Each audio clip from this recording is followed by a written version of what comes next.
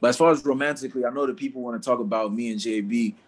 You know, it was natural, man. It was mutual, but it's undefined. You understand? So, you know, throughout my media run so far, I've been calling it what it is. Like, it's a loading ship. I know some people who say friendship, relationship. It's loading. You understand? So there's a ship there, but the ship is loading. So maybe we're just boarding. You understand? We haven't actually set sail to any direction per se, but we'll see how it goes. You know. Okay. So, but on your own part, you're open to anything that's going to happen. Yeah, for sure, definitely. Okay.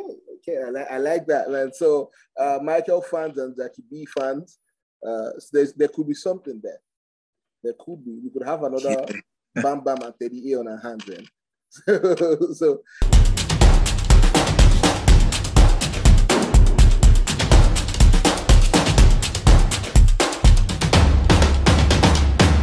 Talking about who you were before the show, yes. Right. So I was born and raised in Nigeria. I was born and raised in Ijegun from 0 to 7 years old. Then I moved to Satellite Town from 7 to 12. So Satellite Town, Ijegun, just here. I live in Festac, so I know Ijegun. Nice. Okay. Yeah, literally right down the street or down the road. Yeah, man. And then from there, my family and I would move to America. And then that's when a different journey started all on its own, man. Because in America, that's when I became an adult. You understand? So, but meanwhile, the whole time I was out there, my heart and my mind was always back home. Because I moved when I was young. I wasn't like a baby, you understand? I was 12. You know, I had an idea of myself, my identity, my tradition, you know, things like that. So it influenced even my stay in America. That's why people, they ask me, like, how come you know this and know that, you know the music, you know that? That's like, yeah, I left, but I never left. You understand what I'm saying? Yeah. So fast forward to, I moved back in December 2020, like a few days before Christmas. And, you know, because it's fairly new. I haven't even been back for up to a year, man. I came out here to just explore opportunities, and I believed in myself and I trusted God, man. And it worked out. So here we are. I like that, especially when you said you had moved physically. You of course you had no say on that. Now you were still quite young. You'd moved, but up there mentally you were still back here. Yeah, because I think it gave you an edge in the sense that, here's why I think so. Because a Nigerian who has lived in the States, who comes back home is a double threat. Because you have the street OT. Do you get? Then you move there again, you expose, you've seen what's going on. So when you come back and everything, so that's why all the women, they always wanted to be around Michael. And you had the fan base out here, man. They didn't allow us rest. They kept on posting stuff. I'm like, oh God, this you should leave that. But do you feel some type of way now? The fact that you're out of the house, and do you feel your fans did not do enough? I ask everybody this question because down in the future, it becomes a problem for a couple of people, or it has become a problem. But what do you think? Do you think your fans didn't do enough to get you out, get you in, or still leave you in the game? Do you feel that kind of way? Not at all, man. See, matter of fact, on the contrary, I didn't think I would have fans because I came in late, and I knew the fans of the show, like a typical fan of the show, you know, they're fixated. So when the original batch comes in, they'll pick their faves, and that's it. They'll ride with them, good, bad, ups, downs, better for worse. So I knew that's how it worked. So coming into the show late, I knew I had an idea that, or an assumption that maybe I'll just be Las, your favorite part 2, or, you know, 1A, 1B. Like, I'll never really be your one. You do get. Yeah. But when I came out the house, man, I was pleasantly surprised that I actually have fans, number one, and two, like they like me in the house. Even though I came late, I'm their one. It's like, what? It's mad, and I'm appreciative, man. I'm grateful for it. And I'm looking forward to the journey as we move together now, you know? Yeah.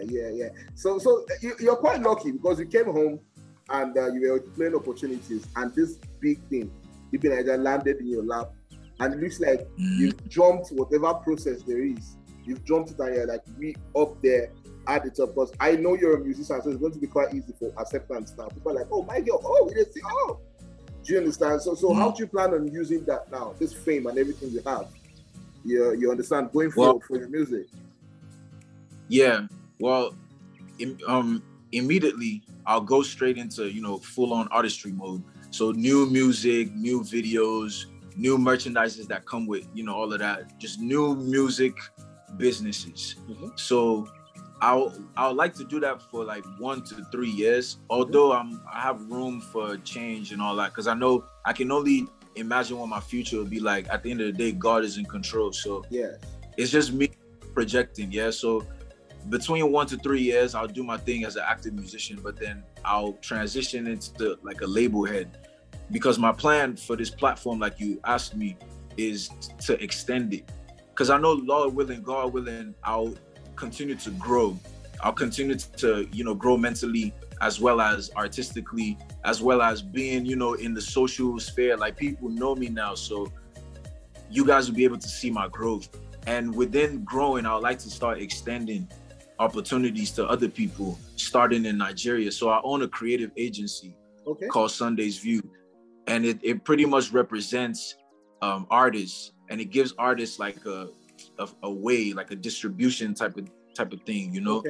And what I want to do is I want to start signing artists in Nigeria, beginning in Nigeria and eventually all around Africa, because the amount of talent that I've witnessed coming back, and mind you, I haven't been back for up to a year yet, but my mind has already been blown.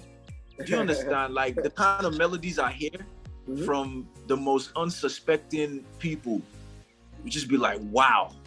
You know, the one thing that a lot of artists are missing is the backing, especially financial backing, and, you know, having a door into the industry, like someone they can, like a destiny helper, you understand? Having that's just the missing key for a lot of people. So my goal or my intention is to enter the game. Now that I'm in the game, you know, like just being known, and I'll continue to grow. I'll rather grow with anyone that, you know, I cross paths with. Like, if it's meant to be, I will find you, because you will as well find me. You understand? That's the way I'm gonna go about doing these things when it's time to start signing artists. You understand? So all you artists out there, man, keep going. I am you and you are me, man. I was in the same boat, just doing my music. No one listened, no one cared, but it wasn't a bad thing. People just didn't know me. Just handle your business, man. Keep doing your music, and trust me, somehow, some way, things are gonna happen, and you could take advantage of opportunities and reach your dreams, man. So shout out to all the artists out there. Well, shout out to you as well, man, because when I asked the question, I didn't know, or I didn't believe this was how the answer was going to be, because I like the fact that you're very intentional about it, and you even have a plan of helping people that are coming along as well. We don't see that every day. We don't see that every day. So today was the first time I listened to your project, Fixed Dice. I'm correct, right? Yeah, I didn't even know you had a project out. I didn't know you had I just knew he was a musician. And I remember, I don't know, was it Sasuke you wrote some lines for? And I was like, okay, this is somebody that knows his stuff. So talk to me about that project. How did the whole, you know, getting it together? I know you've talked about the plan going forward, but I'm really interested in hearing about how the whole project came together.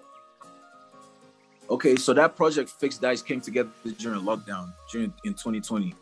So I was in Texas during the whole lockdown phase, and I got into a creative groove, man. And so the first song on Fixed Dice. Yeah. So I went maybe like 6 months, maybe 3 to 6 months of no recording, no producing, no music. I didn't even open my laptop. The first song that I made once I opened my laptop was Too Many. Wow. The first song on Fixed Dice. So, and that was the birth of the creative flow. So once I made that song, I listened to that song for back to back for like 18 hours or maybe even a whole day. Do you understand? Like, I was immersed in what I was hearing, and it inspired me to keep creating. So maybe for like the next month, between the next 1 to 3 months, Fixed Dice came together and I put it out. Yeah, shout out. I like the fact that it's your honest about how the project came around, and I do hope we get to see more. We get to see more, because I'm trying to understand the kind of musician you are. Even though I should not, I should allow the music. But for me personally, for my own sanity, I'm trying to say, okay, you know what, Michael will give us this and that. But I like the fact that you also have this what's the word I'm looking for? We don't know what you can do. You can come out tomorrow and start singing reggae. Do you understand? Yeah. We have no choice than to just follow up with the way it goes. Yeah. So for you, did you go in with like any plans of, you know, doing anything with anybody? Or you were just going to be, you know, I don't even have a lot of time. Let me just go and do what I can. Is that what you went into the house with? Well, okay, so this is exactly how I went into the house. So I had the extra 2 weeks of lockdown. Yeah. So that extra 2 weeks, I was regaining my sanity and like my mojo and my confidence, because my last 2 weeks was so uncertain. My first 2 weeks, and I'm glad they did it that way. Like, part of me is glad they did it that way because it taught me patience as well. Yeah. So my first 2 weeks, I knew I was gonna be there for 2 weeks. So it was beans. Like, people don't believe me when I say it, but I promise you, for me, staying to myself for 2 weeks was beans. It was easy. But then the third week came, and I was like, wait, I'm supposed to be in the house now. Like, how far? Sunday, Monday, Tuesday, Wednesday, Thursday. I'm like, wait. So then now it started, you know, taking a toll on me. Like, I wasn't sure what was going on. So then that third week was rough for me. Like, I had to really meditate, like actively meditate, and just be cool and calm and be creative. You know, I started writing, I started reading more. I was reading a book every 3 days or something crazy. And the books would be like this thick. And I'll read it and actually understand it in 3 days. So I started learning more about myself, you know, learning more about my abilities and also areas of improvement. Like reading, I can read obviously, but I never really like to read. I'd rather watch it than to read it. You understand? But it challenged me. Being in that situation challenged me to, okay, you need to, why don't you like to read, and figure out, you know, if it's something that you actually like. And it turns out that I actually enjoy reading. I would have never imagined if I wasn't in that situation. You understand? Yeah. So then going into the house, it was surreal at first, you know, because I just went through the month of isolation, and then boom, bright lights. You understand? Like, it was a mental challenge, man, real deal. And it helped me grow a lot. Like, they expedited my growth by far, you know. But it was cool. It was everything I expected going into the house. But did I expect to make like connections this deep? No, honestly. I wasn't closed off to it, but it wasn't something that I anticipated. Like, okay, I'm gonna go in there and find lifelong friends and potential partners. You know, I didn't think like that, and so it's a pleasant surprise, man. I'm grateful. Oh, okay. I like that. At least honesty is not something you're you're honest about the whole thing. So who is this? Did you have people? Who are these people that you had a connection with? I don't want to use one person, or even though it's quite obvious who this person was, but who else? Yeah. Like, who this connection? Well, yeah, I understand what you're saying. Like, romantically, I had just one connection. Yeah, so I had relationships with multiple people in the house, and relationship is not just about romance. You understand? Like, friendship. I made good friends in there, especially towards the end of my stay in the house. Yeah. You know, I got very close with a few people. But as far as romantically, I know that people want to talk about me and JB. You know, it was natural, man. It was mutual, but it's undefined, you understand? So, you know, throughout my media run so far, I've been calling it what it is. Like, it's a loading ship. I know some people who say friendship, relationship. It's loading, you understand? So there's a ship there, but the ship is loading. So maybe we're just boarding, you understand? We haven't actually set sail to any direction per se, but we'll see how it goes. You know, at the end of the day, I can only speak for myself. I can't speak for the both of us. So we'll have to see afterwards, like life after the house. Okay. So, but on your own part, you're open to anything that's going to happen. Yeah, for sure, definitely. Okay. I like that, man. So, Michael fans and Jackie B fans, there could be something there. There could be. We could have another Bam Bam and Teddy A on our hands then.